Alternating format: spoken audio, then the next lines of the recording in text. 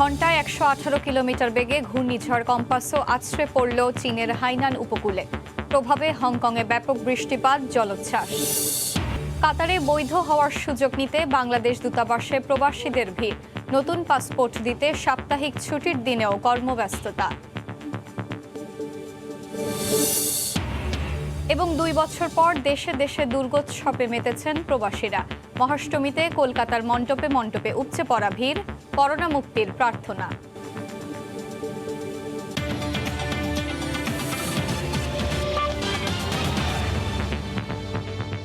আন্তর্জাতিক সময়ের সঙ্গে আছি আমি এশা হোসেন। শারদীয় দুর্গাপূজার খবর। দুর্গাপূজার মহাষ্টমীতে কলকাতা সহ পশ্চিমবঙ্গের বিভিন্ন জেলায় মণ্ডপে মণ্ডপে দর্শনার্থীদের উপচে পড়া ভিড়। দুর্গাপূজার সবশেষ খবর জানাতে এই মুহূর্তে কলকাতার সোদপুরে আছেন সহকর্মী সুব্রত আচার্য। আমরা সরাসরি চলে যাচ্ছি তার কাছে। সুব্রত, এশা, আপনাকে এবং আপনার মাধ্যমে আমাদের দর্শকদের মহা অষ্টমীর শুভেচ্ছা। এশা, জানেন গত কয়েকদিন ধরে আমরা উত্তর, দক্ষিণ, মধ্য কলকাতা এবং সল্টলেকের বিভিন্ন পূজা মণ্ডপে ঘুরে বেরিয়েছি। আপনি জানেন যে পশ্চিমবঙ্গের পুজো বা বলা চলে দুর্গাপুজোর রাজধানী কলকাতার পুজোগুলো শুধু পুজো নয়, হিন্দু ধর্মীয় আনুষ্ঠানিকতার বাইরে একটি সামাজিক এবং রাষ্ট্রীয় বার্তা দেয়।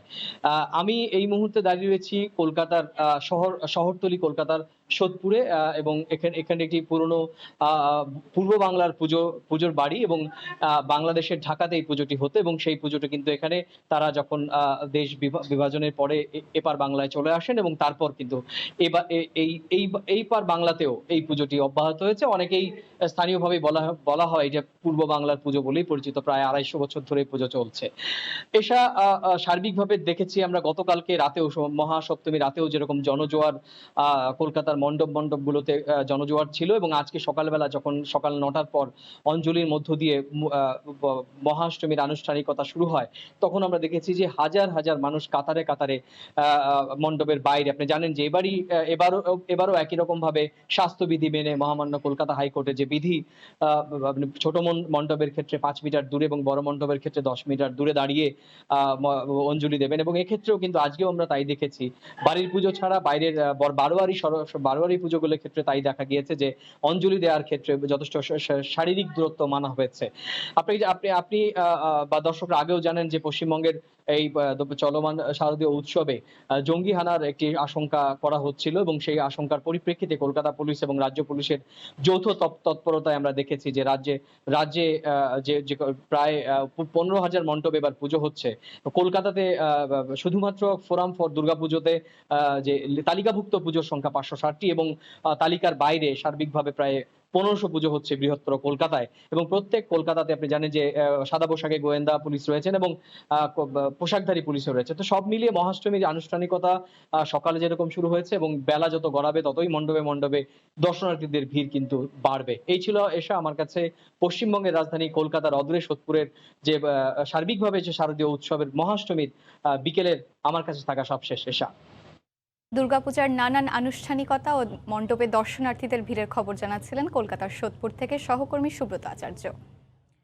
যুক্তরাষ্ট্রে দুর্গাপূজা উদযাপন করছেন প্রবাসীরা। দুর্গোৎসবে হিন্দুদের বিভিন্ন সংগঠন ও মন্দিরগুলো এখন পূজা অর্চনায় ব্যস্ত। বাংলাদেশে অধ্যুষিত নিউ ইয়র্ক শহরে অন্তত ২২টি স্থানে অনুষ্ঠিত হচ্ছে শারদীয় দুর্গাপূজা। নিউ ইয়র্ক থেকে হাসানুজ্জামান সাকির রিপোর্ট।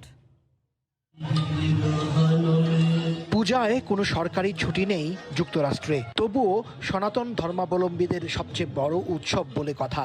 করোনা মহামারীর মধ্যেও উৎসবের রং হিন্দু সম্প্রদায়ের প্রবাসী বাংলাদেশিদের মধ্যে। পূজা অর্চনায়, গানে আর প্রার্থনায় নিউ ইয়র্কের মন্দিরগুলোতে এখন উপচে পড়া ভিড়। 11তম বছরে ওম শক্তি মন্দিরের এই পূজার আয়োজন করেছি। পৃথিবী একটি অত্যন্ত খারাপ সময় পার করছে, আপনারা জানেন। তারপরও দুর্গা উৎসব এখন সার্বজনীনতার রূপ পেয়েছে। জাতি ধর্ম নির্বিশেষে এই উৎসবে শরীক হচ্ছে। দেবী দুর্গা এবার এসেছেন ঘোড়ায় করে, যাবেন দোলায়। সপ্তাহের কোন বারে সপ্তমী ও দশমী তিথি তার উপর নির্ভর করে দেবীর আসা যাওয়া। বৈশ্বিক করোনা মহামারী থেকে মুক্তি পেতে দেবী দুর্গার কাছে প্রার্থনা করা হয়।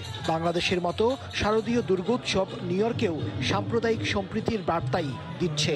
শান্তি ও কল্যাণের সেই প্রার্থনাই করছেন সবাই। প্রার্থনা করি যেন সারা পৃথিবীতে করোনা মুক্ত হোক। পূজার প্রধান প্রার্থনাই হচ্ছে যে আমরা এই রোগ শোক ব্যাধি থেকে যেন মুক্তি পাই। নিউ ইয়র্কে অন্তত ২২টি স্থানে হচ্ছে দুর্গোৎসব। ভারতের পশ্চিমবঙ্গের বাঙালিরাও আরও কয়েকটি পূজা আয়োজন করছেন। সব মিলিয়ে যুক্তরাষ্ট্র জুড়ে দুর্গাপূজা অনুষ্ঠিত হচ্ছে কয়েকশো। হাসানুজ্জামান সাকি, সময় সংবাদ, নিউ ইয়র্ক। জার্মানিতেও মহা ধুমধামে উদযাপিত হচ্ছে হিন্দু সম্প্রদায়ের সবচেয়ে বড় ধর্মীয় উৎসব শারদীয় দুর্গোৎসব। দেশটির বিভিন্ন অঙ্গরাজ্যে আয়োজিত পূজার বিস্তারিত খবর জানাচ্ছেন সহকর্মী বিটু বড়ুয়া। জার্মানির মিউনিখ, ডুসেলডর্ফ, কোলনের মতো রাজধানী বার্লিনেও অনুষ্ঠিত হচ্ছে সনাতন ও হিন্দু সম্প্রদায়ের সবচেয়ে আনন্দমুখর ধর্মীয় উৎসব সার্বজনীন দুর্গোৎসব। প্রতি বছরের মতো এবারও শুধু বার্লিনেই অনুষ্ঠিত হচ্ছে 3টি করে পূজা। করোনা প্যান্ডেমিক সবকিছু কাটানোর পরে আমরা এই পুজোটা করতে পারছি, এটাই সবচেয়ে বেশি আনন্দ। জাতি ধর্ম বর্ণ নির্বিশেষে পৃথিবীর সকলকে যেন আমাদের মা সুস্থ রাখেন। বিদেশের মাটিতেও বাংলার এমন একটি অসাম্প্রদায়িক সার্বজনীন উৎসবের আয়োজন করতে পেরে খুশি দুই বাংলার সবাই। আমাদের এইম ছিল যে আমরা হোম অ্যাওয়ে ফ্রম হোম খুব একটা ঘরোয়া ব্যাপার স্যাপার রাখবো এই পুজোটায়। ইন্ডিয়া এবং বাংলাদেশের সব জায়গার লোক এখানে আমরা সম্মিলিত হয়েছি। এর আগে ধর্মীয় নানা কর্মসূচির মধ্যে ছিল শান্তিজল গ্রহণ, সন্ধি পূজা, আরতি, নবপত্রিকা, অধিবাস ও দুই বাংলার শিল্পীদের নিয়ে মনোজ্ঞ সাংস্কৃতিক অনুষ্ঠান। মহাষষ্ঠীর দিন থেকেই পূজা মণ্ডপগুলোতে স্থানীয় জার্মান সহ বিভিন্ন প্রদেশ থেকেও পূজারীরা অংশগ্রহণ করেন। অসুর বধের মতোই জগতের সকল দুঃখ, অসত্য ও দুর্গতিকে বিনাশ করবেন দেবী মা দুর্গা নিজ হাতেই। জার্মানির বিভিন্ন পূজা মণ্ডপে আসা ভক্তদের এটুকুই প্রার্থনা। জার্মানি থেকে বিটু বড়ুয়া, সময় সংবাদ। যুক্তরাষ্ট্রে চাকরি ছেড়ে দিচ্ছেন লাখ লাখ মানুষ। রেকর্ড সংখ্যক চাকরিজীবী এ পর্যন্ত পদ ছেড়েছেন। দেশটির শ্রম বিভাগের সবশেষ জরিপে এমন চিত্রই উঠে এসেছে।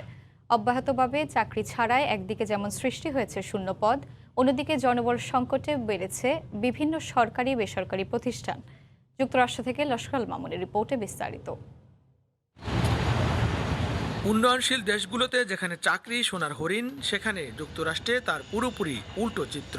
দেশটিতে লাখ লাখ মানুষ তাদের চাকরি ছেড়ে দিচ্ছেন। এই হিড়িক দিন দিন কেবল বাড়ছেই। এতে সম্প্রতি যুক্তরাষ্ট্রে নতুন কর্মপদ সৃষ্টি হয়েছে 1,03,00,000। মঙ্গলবার আন্তর্জাতিক গণমাধ্যমের প্রতিবেদনে বলা হয়, গেল আগস্টে 43 লাখ কর্মী চাকরি ছেড়েছেন। এ সংখ্যা মোট চাকরিজীবীর 2.9 ভাগ। চাকরিজীবীদের একটা বড় অংশ তাদের চাকরি ত্যাগের কারণ হিসেবে করোনার প্রভাবকে দায়ী করেছেন। পাশাপাশি বলা হচ্ছে উপযুক্ত বেতন না পাওয়ার বিষয়টি। তবে নিয়োগকর্তারা বলেছেন এখন চাকরির জন্য স্বর্ণালী সুযোগ রয়েছে, অথচ মানুষ সেই পথে হাঁটছে না। ব্যাপক হারে চাকরি ছেড়ে দেওয়ায় শূন্য পদের সংখ্যা বৃদ্ধি অর্থনীতির গতি ফিরিয়ে আনার পথে বড় কাটা হয়ে দাঁড়িয়েছে। কারণ এমনিতেই কোভিড হানায় বিপর্যস্ত মার্কিন অর্থনীতি। এরই মধ্যে কোম্পানিগুলো তাদের কর্মীদের আকৃষ্ট করতে জয়নিং বোনাস ও বেতন বৃদ্ধির মতো প্রণোদনা ঘোষণা দিয়েছে, কিন্তু তাতেও কোনো কাজের কাজ হচ্ছে না। বিশ্লেষকরা বলেছেন, মার্কিনিরা চাকরি ছাড়াই এই পদগুলোতে যোগ্য অভিবাসীরা সুযোগ কাজে লাগাতে পারেন। লস্কর আল মামুন, সময় সংবাদ, যুক্তরাষ্ট্র। ইউরোপীয় ইউনিয়ন থেকে ব্রিটেন বের হয়ে যাওয়ার পর থেকেই ইউরোপের অনেক দেশের নাগরিক পাড়ি জমাচ্ছেন আয়ারল্যান্ডে। তবে দেশটিতে আবাসন সংকটের কারণে বাড়ি ভাড়া পাচ্ছেন না অনেকেই। তাই প্রবেশের আগেই এই বিষয়ে সতর্ক থাকার পরামর্শ দিয়েছেন বসবাসরত বাংলাদেশিরা। আয়ারল্যান্ড থেকে সৈয়দ জুলের রিপোর্টে বিস্তারিত।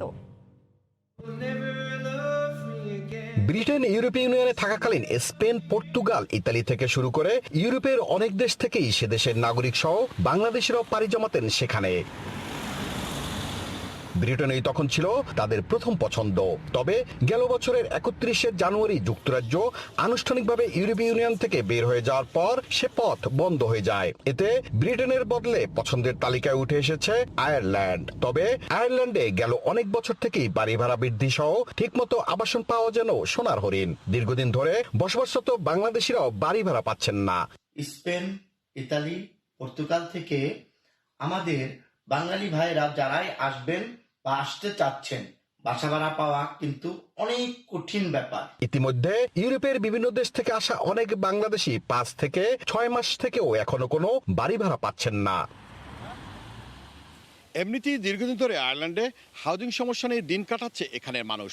এর মাঝে ব্রেক্সিটের পরে ইউরোপের অন্যান্য দেশ থেকে আসা নাগরিকদের ভিড় সেই সমস্যা আরও প্রকট হচ্ছে। দ্রুত এই সমস্যা নিরসন না হলে ইউরোপে বসবাসরত অন্যান্য দেশের মতো বাংলাদেশিরাও আয়ারল্যান্ডে আসার আগ্রহ হারিয়ে ফেলবেন, এমনটাই ভাবনা বিশ্লেষকদের। আয়ারল্যান্ড থেকে সৈয়দ জুয়েল, সময় সংবাদ। It's all about stainless style. আন্তর্জাতিক সময় আরও থাকছে। এবার বিনিয়োগ প্রতিষ্ঠানে যোগ দিলেন প্রিন্স হ্যারি ও মেগান মার্কেল। বিশ্বজুড়ে লাখো মানুষের কাছে পৌঁছানোর আশা মার্কিন কোম্পানিটির। কাতারে অবৈধভাবে বসবাসরত প্রবাসী বাংলাদেশিদের বৈধ হওয়ার সুযোগ কাজে লাগাতে এগিয়ে এসেছে বাংলাদেশ দূতাবাস। এ ব্যাপারে সহযোগিতা দিতে শুক্রবার ও শনিবারও তারা অফিস খোলা রাখার ঘোষণা দিয়েছে। সাপ্তাহিক ছুটির দুদিন কেবল পাসপোর্ট সংক্রান্ত কাজ করবে দূতাবাস। এমন উদ্যোগকে স্বাগত জানিয়েছেন প্রবাসী বাংলাদেশি ও কমিউনিটি নেতারা। কাতার প্রতিনিধি আনোয়ার হোসেন মামুনের তথ্য ও ছবি নিয়ে রিপোর্ট। কাতারে অবৈধভাবে বসবাসরত অভিবাসীদের বৈধ হওয়ার সুযোগ দিয়েছে দেশটি। 10 অক্টোবর থেকে 31 ডিসেম্বর পর্যন্ত এই সুযোগ পাচ্ছেন প্রবাসীরা। বৈধ হওয়ার জন্য অনেক প্রবাসীর নতুন পাসপোর্ট প্রয়োজন হয়ে পড়েছে। প্রবাসী বাংলাদেশিদের পাসপোর্ট সংক্রান্ত জটিলতার কথা চিন্তা করে সাপ্তাহিক ছুটির 2 দিন শুক্র ও শনিবার বাংলাদেশ দূতাবাস খোলা রাখার কথা জানানো হয়েছে। দূতাবাসের এমন উদ্যোগকে স্বাগত জানিয়েছেন প্রবাসী বাংলাদেশি ও কমিউনিটি নেতারা। কাতারে ইলিগ্যাল প্রবাসী ভাইদের কথা চিন্তা করে বাংলাদেশ দূতাবাস শুক্র ও শনিবার কার্যক্রম চালু রাখায় বাংলাদেশ কমিউনিটির পক্ষ থেকে এবং প্রবাসী ভাইদের পক্ষ থেকে বাংলাদেশ দূতাবাসকে ধন্যবাদ জানাচ্ছি। আমরা প্রবাসীরা অনেক খুশি এবং এই জন্য বাংলাদেশ দূতাবাসকে ধন্যবাদ জানাই। কাতার সরকারের ঘোষণা অনুযায়ী প্রবাসী বাংলাদেশিরা নির্দিষ্ট সময়ের মধ্যে যেন বৈধ হওয়ার সুযোগ কাজে লাগাতে পারেন, সেজন্যই এই উদ্যোগ নেওয়া হয়েছে বলে জানান দূতাবাসের কাউন্সিলর। প্রয়োজন হলে পরবর্তী সাপ্তাহিক ছুটির দিনগুলোতে দূতাবাস খোলা রাখা হবে, যতদিন পর্যন্ত এই অতিরিক্ত সেবা প্রত্যাশীদের চাপ থাকে। আগামী 15 অক্টোবর শুক্রবার ও 16 অক্টোবর শনিবার সকাল 7টা থেকে বিকাল 3টা পর্যন্ত নতুন পাসপোর্ট আবেদন, পাসপোর্ট সরবরাহ সহ কেবল পাসপোর্ট সংক্রান্ত কাজ করা হবে। সাপ্তাহিক বন্ধের 2 দিন এ সেবা 31 ডিসেম্বর পর্যন্ত অব্যাহত রাখার চিন্তাভাবনা করছে দূতাবাস।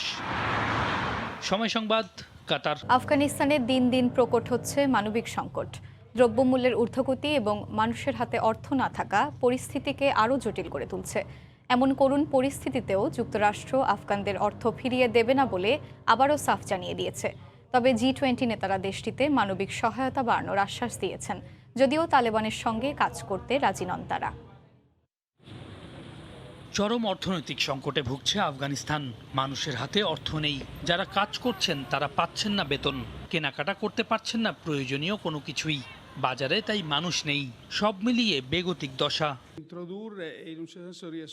এমন সংকটময় অবস্থার মধ্যেই G20 নেতারা জরুরি ভিত্তিতে ভার্চুয়ালি বৈঠক করেছেন। সেখানে উঠে এসেছে মানবিক সংকট কিভাবে দূর করা যায় সেই বিষয়টি। ইতালির প্রধানমন্ত্রীর আয়োজনে সম্মেলনে অন্যান্যদের মধ্যে অংশ নেন জাতিসংঘ মহাসচিব, যুক্তরাষ্ট্রের প্রেসিডেন্ট, কানাডার প্রধানমন্ত্রী সহ G20 জোটভুক্ত ইউরোপিয়ান দেশগুলোর নেতারা। আফগান নাগরিকদের সাহায্য করা সহজ নয়। আফগানিস্তান অনেক বড় দেশ, এজন্য চাই নিয়ন্ত্রক তালেবানের সাহায্য। কিন্তু বিশ্ব সম্প্রদায় কেন তালেবানের সঙ্গে কাজ করবে, তাদের স্বীকৃতি দেয়া হয়নি। এমন করুণ অবস্থার মধ্যেই যুক্তরাষ্ট্রের পক্ষ থেকে ফের জানানো হয়েছে আফগানিস্তানের আটকে রাখা অর্থ ফেরত দেয়া হবে না। তবে ঘোষণা করা হয়েছে $6.40 কোটি সহায়তা। তবে জাতিসংঘ চটেছে আফগানিস্তানে নারী ও মেয়ে শিশুদের দেয়া প্রতিশ্রুতি তালেবান ভেঙেছে বলে। তবে তালেবানকে স্বীকৃতি পেতে হলে কথা রাখতে হবে বলেও জানায় সংস্থাটি। আর দেশটিতে মৌলবাদ নিয়ে উদ্বেগ প্রকাশ করে তা ঠেকানোর আহ্বান জানিয়েছেন ভারতের প্রধানমন্ত্রী নরেন্দ্র মোদী। সৈয়দ ইফতেখার, সময় সংবাদ। বিশ্বব্যাপী ইলেকট্রনিক চিপ সংকটের জেরে আইফোন 13-এর উৎপাদন কমানোর ঘোষণা দিল অ্যাপল। এবছরের শেষ নাগাদ 9 কোটি আইফোন 13 উৎপাদনের কথা ছিল প্রতিষ্ঠানটির। তবে চিপ সংকটের কারণে এখন 1 কোটি কম আইফোন 13 উৎপাদন করা হবে বলে জানানো হয়। এ খবর প্রকাশের কয়েক ঘন্টা পরই অ্যাপলের শেয়ারের দরপতন হয়েছে 1.2%। চলতি বছরের সেপ্টেম্বরে আইফোন 13-এর বিভিন্ন মডেল বাজারে আনে প্রতিষ্ঠানটি।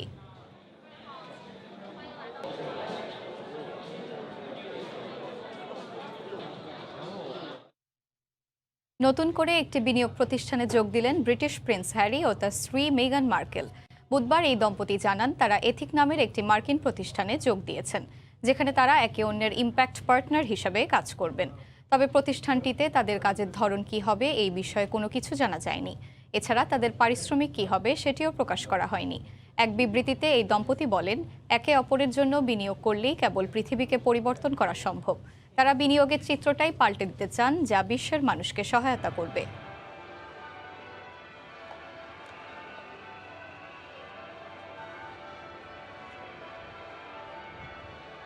করোনার দহনে আর পিছু হটা নয়, এবার পর্যটক আকর্ষণের দিকে ঝুঁকছে থাইল্যান্ড। সংক্রমণের ঝুঁকি কম বিশ্বের এমন 10টি দেশের জন্য ফের দুয়ার খুলে দিয়েছে অপরূপ প্রাকৃতিক সৌন্দর্যের দেশটি। সিদ্ধান্তটি কার্যকর হবে 1 নভেম্বর থেকে। যুক্তরাষ্ট্র, যুক্তরাজ্য, জার্মানি ও চীন সহ বিশ্বের অন্তত 10টি দেশের পূর্ণ ডোজ টিকা নেওয়া নাগরিকদের ভ্রমণে কোয়ারেন্টাইন শর্ত তুলে নিয়েছে থাইল্যান্ড। ওই দেশগুলোতে করোনা সংক্রমণের ঝুঁকি কম থাকায় এই সিদ্ধান্ত নিয়েছে থাই সরকার। আগামী মাস থেকেই কার্যকর হবে এই সিদ্ধান্ত। আর ডিসেম্বর থেকে সংক্রমণ কম এমন আরও কয়েকটি দেশকে এ তালিকায় অন্তর্ভুক্ত করার পরিকল্পনা আছে বলে জানান দেশটির প্রধানমন্ত্রী প্রায়ুথ চান-ওচা। চলতি মাসের শেষ নাগাদ দেশগুলোর পূর্ণাঙ্গ তালিকা প্রকাশ করা হবে।